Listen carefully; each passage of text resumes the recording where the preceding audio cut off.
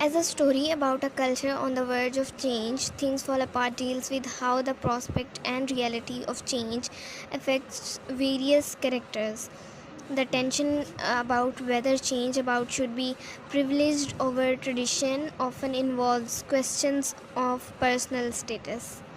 Okonkwo, for example, resists the new political and religious order because he feels that they are not mainly and that he himself will not be mainly if he consents to join or even tolerate them. To some extent, Okonkwo's resistance of cultural change is also due to his fear of losing societal status. His sense of self worth is dependent upon the traditional standards by which society judge him. This system of evaluating the self inspire many of the clan's outcasts of embrace Christianity. Long scorn these outcasts find in the Christian value system a refuge from the Igbo culture values that places them below everyone else in their new community. They converts enjoy a more elevated status. तो जैसे कि हमने story analysis वगैरह में देखा कि जो वहाँ पे वहाँ पे कलोनियल लोग आ जाते हैं, वाइट मैन आ जाते हैं उनको रूल करने के लिए, तो वहाँ पे वो उनको अपना रिलीजन सिखाने लग जाते हैं और उनको कहते हैं कि आप अपना रिलीजन छोड़ दें जो भी उनका है इग्बो कल्चर वगैरह। तो ये उनके दरमियान एक कॉन्फ्लिक्ट चल रहा है विलेजर्स के दरमियान और वहाँ पे जो लोग आ गए हैं जो मिशनरीज़ आए हुए हैं। Many of the villagers are excited about the new opportunity and techniques that the missionaries bring. तो कुछ लोग जो हैं वो तो बहुत खुश हैं इस तरह की जो भी उनको नई नई टेक्निक्स मिल रही हैं, लेकिन this European influence, however, threatens to extinguish the need for the mystery of traditional method of farming, harvesting, building and cooking. तो वो उनको हर चीज़ जो है ना उसके नए नए तरीके सिखा रहे हैं वो। These traditional methods, once crucial for survival and now to varying degree indispensable. Throughout the novel, H. show how dependent such traditions are upon storytelling and language. Thus, how quickly the abandonment of the Igbo language of English could lead to eradication of these traditions.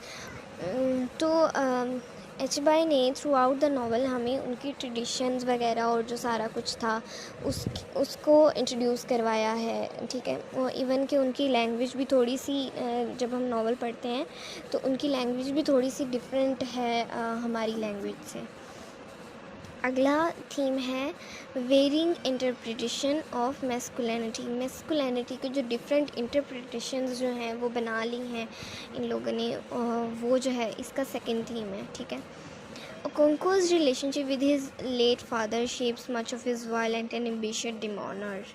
तो जो उसका relationship होता है अपने father के साथ, late father के साथ, उसका जो वायलेंट बिहेवियर है वो वहाँ से आता है। He wants to rise above his father's legacy of spendthrift, indolent behavior, which he views as weak and therefore effeminate. This association is inherent in the clan's language.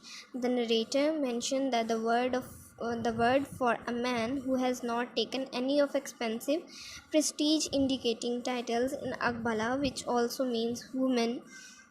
But for the most part, Okonkwo ideas of idea of manliness is not the clan's. He associates masculinity with aggression and feels that anger in the only emotion of his that he should display. For this reason, he frequently beats his wife, even threatening to kill them from time to time. तो जो एक ही masculinity का aspect है वो कहता है कि जब वो एग्रेशन जो करवाएगा ना तो वही एक कह लें कि उसके मर्द होने का सबूत है। तो इसी वजह से वो अपनी औरतों को भी मारता रहता है, उसकी जो बीवियाँ हैं उनको भी मारता है और उनको तो मारने की भी धमकी देता है।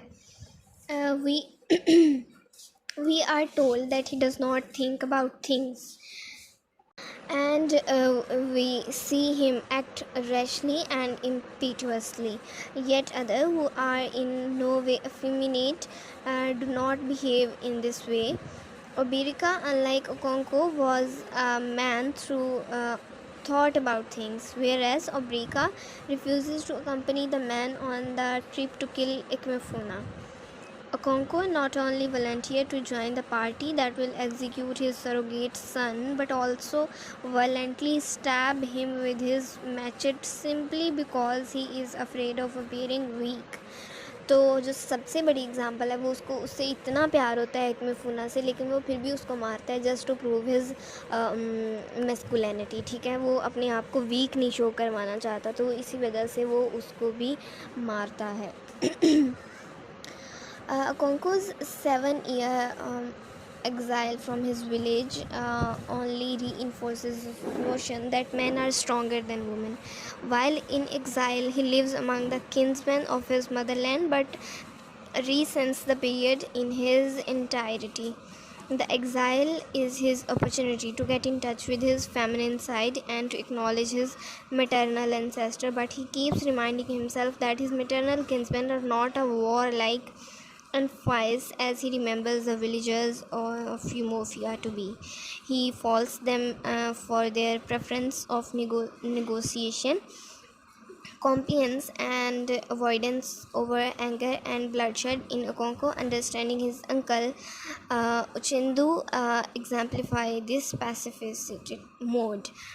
तो वो वहाँ पे जब रहता है ओकोंको, जब एग्ज़ाइल में रहता है अपने अंकल के पास, तो वो ये नहीं सोचता कि मुझे लाइक सज़ा के तौर पे मुझे बाहर निकाल दिया गया है कबीले से। वो सोचता है कि चलो मुझे अपने जो अपनी माँ की तरफ के जो रिश्ते हैं उनसे भी थोड़ा जानने का मौका मिला है।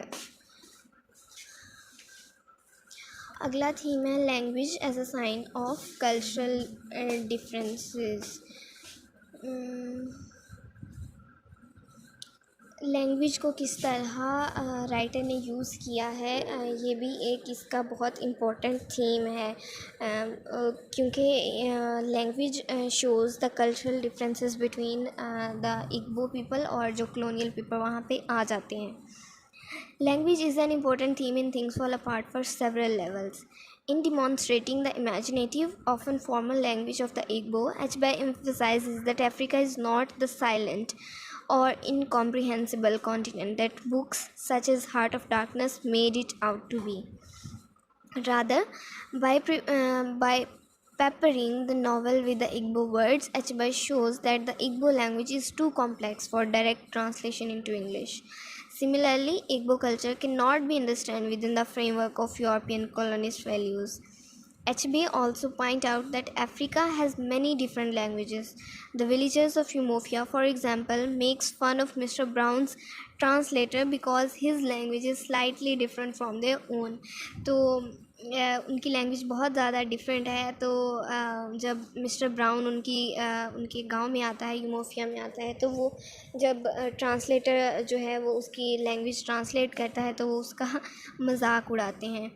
On a macroscopic level, it is extremely significant that Achebe chose to write Things Fall Apart in English.